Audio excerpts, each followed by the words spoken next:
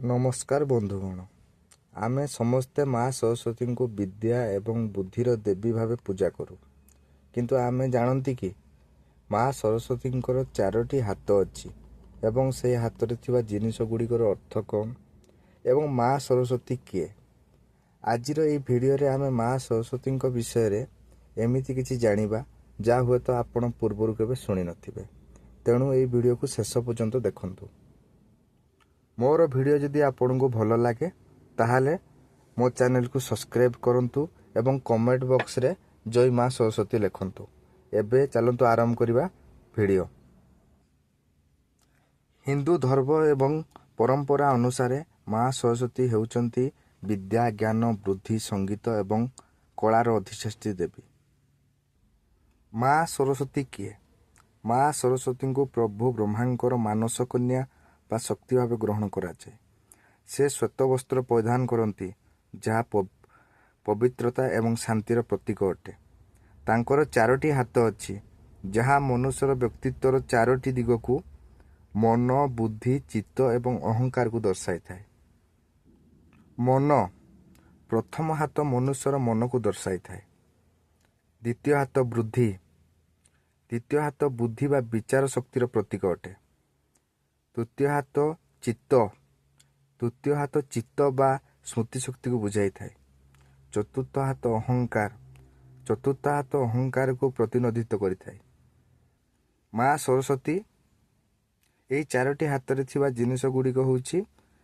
दुईटी हाथ रे माँ सरस्वती बीणा धरिथांती जहाँ संगीत कला एवं जीवन समस्त स्वरर समन्वय को सूचाई थाए। यह मन को शांत एवं सुमधुर करिवार प्रतीक अटे। पुस्तक गोटे हाथ धरि थांती। माँ को हाथ रे थिबा पवित्र वेद बा पुस्तक शास्त्रीय ज्ञानर प्रतीक अटे।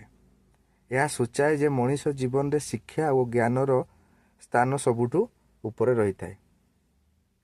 चतुर्थ हाथ रे स्फटिक माली, यह एकाग्रता ध्यान एवं साधनार प्रतीक अटे।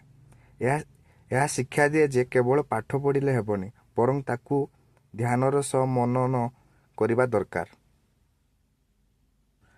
माँ सरस्वती को ज्ञान और कलार देवी बोली कहा जाए। दुईटी हाथ विशिष्ट मूर्ति माँ को एक सरल एवं सौम्य रूप को दर्शाए जहाँ शिष्य और छात्रों पर अधिक आपणार मन हुए। यही रूप में माँ जड़े साधारण मनीष परी बीणा दाहन करुथिबार देखा जाती। बीणा दायिनी रूप जहाँकि ओडिशा रे माँ को मुख्यतः बीणा पाणी बा मीणा बादिनी रूप भावे पूजा करा जाई थाए। बीणा बजाइया पई दुईटी हाथर आवश्यकता थाए। तेणु शिल्पी माने मूर्ति गढ़िबा समय माँ बीणा धरिथिबा दुईटी हाथ को प्राधान्य देई थांती। माँ को दुईटी हाथ होउची कलात्मक रूप, चारोटी हाथ होउची माँ को दार्शनिक बा वैदिक रूप।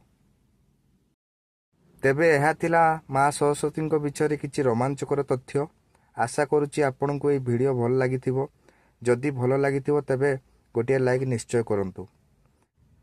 एबे आपन को पई एक प्रश्न, माँ सरस्वती बाहनर नाम कौन? निजर उत्तर कमेंट बॉक्स में निश्चय लिखंतु। एमिति आहुरी वीडियो देखिया पई आम चैनल को सब्सक्राइब करंतु। जय माँ सरस्वती।